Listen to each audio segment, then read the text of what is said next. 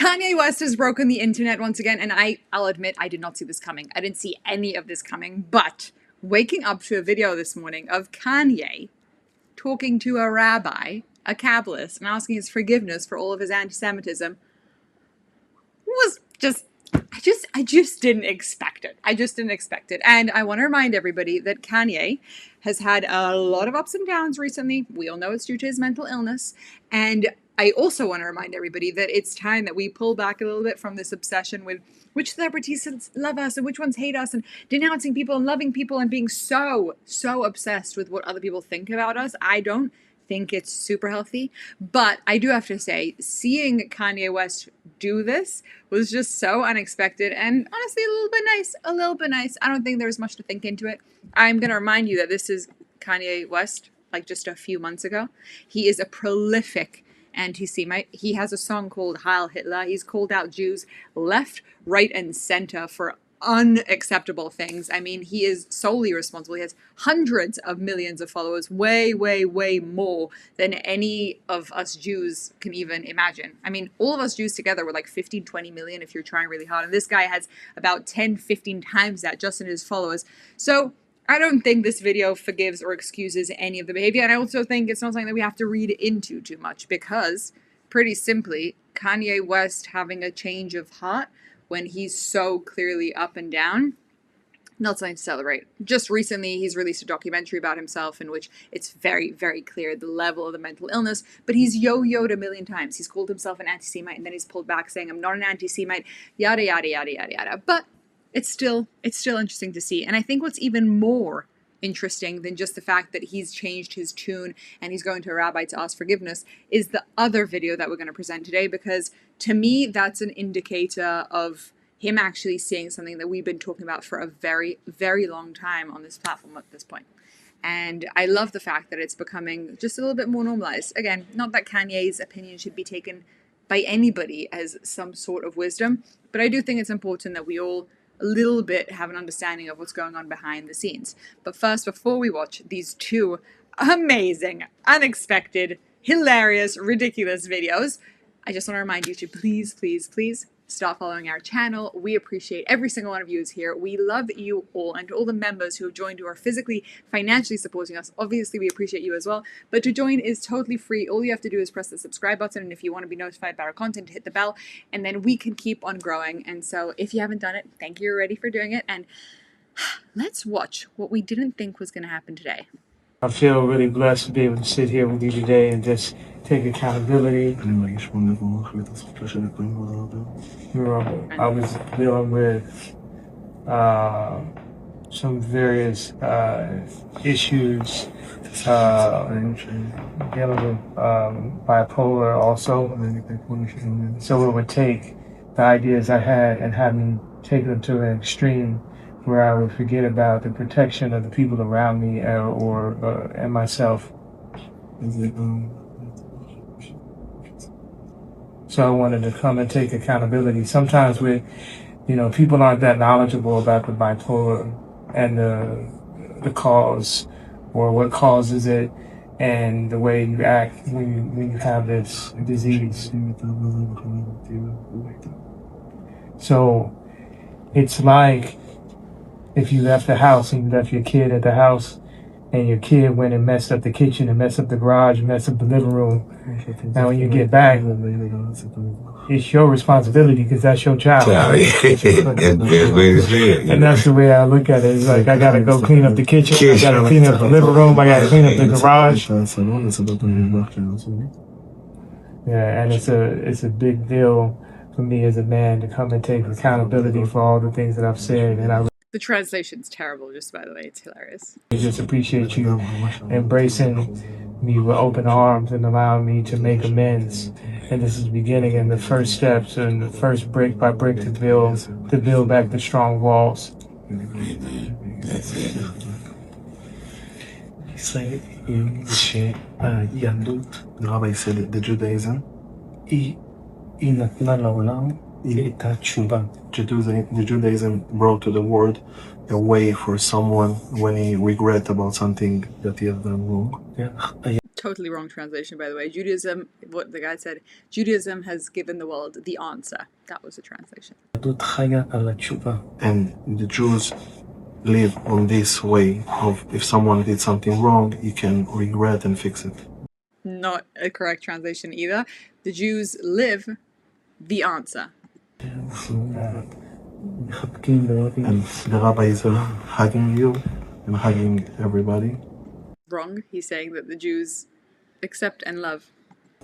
And God willing, and from now on, strong things and good things, and only good. You are a very good man. Amen. That's a blessing, man. Yeah, we love you.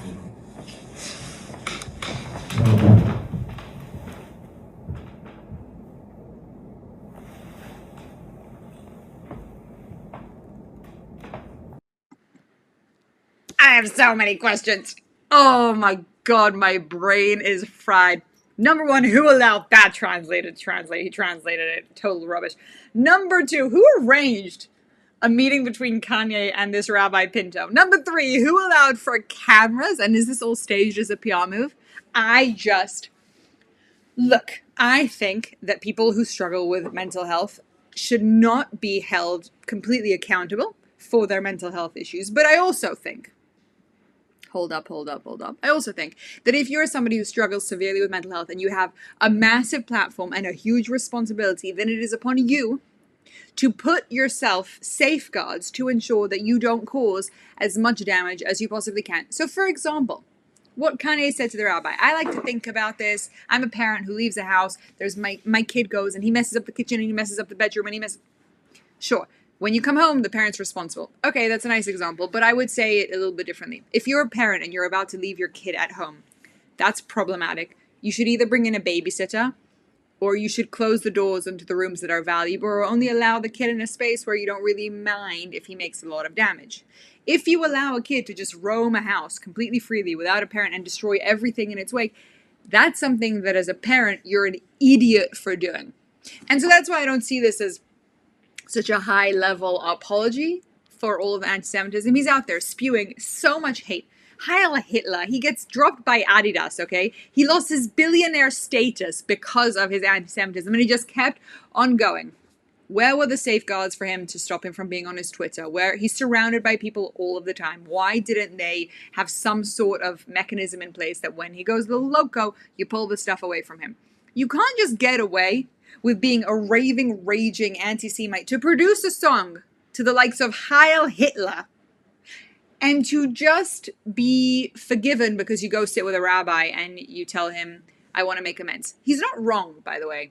You should make amends when you make mistakes. And the rabbi's correct in saying, look, you're a very strong person and hopefully there'll be good things that come from here. And the Jewish people live with the answer and we have the answer. All these things are correct. I just don't think that we can jump to like, oh yeah, Kanye loves Jews now. Maybe he does. Maybe that's his big prophecy. Maybe this is the bipolar episode. I don't know.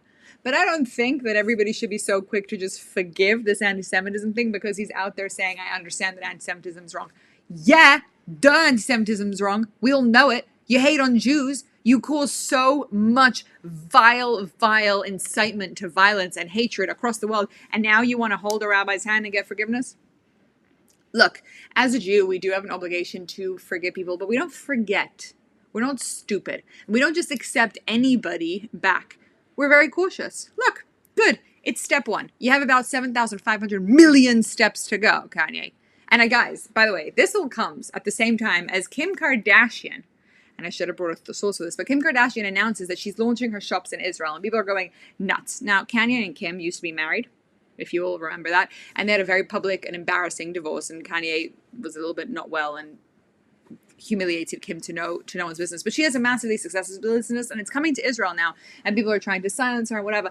Kim Kardashian obviously supports Israel. Obviously, she comes from an Armenian descent. They are actually people who experienced a genocide. She can clock what a genocide actually looks like. She gets it. Now, she's not going to go out there and be like, we love Israel, because that would be a PR move and that would be really stupid for her.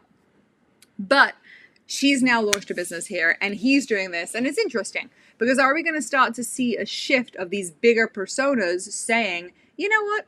Actually, going against the Jews wasn't the smartest thing in the whole world to do. I don't know. We're going to find out. But that's why I find the next video even more interesting than the video that we just watched. Because in here, he's calling out this anti-Semitism thing, but really he's calling out the flip direction. Let's watch. I know people are gonna hate this. Anybody that brings up the fucking Palestine war that's never been to Palestine, y'all the same niggas that was against Trump. You niggas is programmed. You niggas don't know about fucking Palestine. You niggas don't give a fuck about it. The media made you give a fuck about it, and it's shit that you put up on your motherfucking timeline. I mean, do you guys want to watch that again? Excuse the language. I know people are gonna hate this.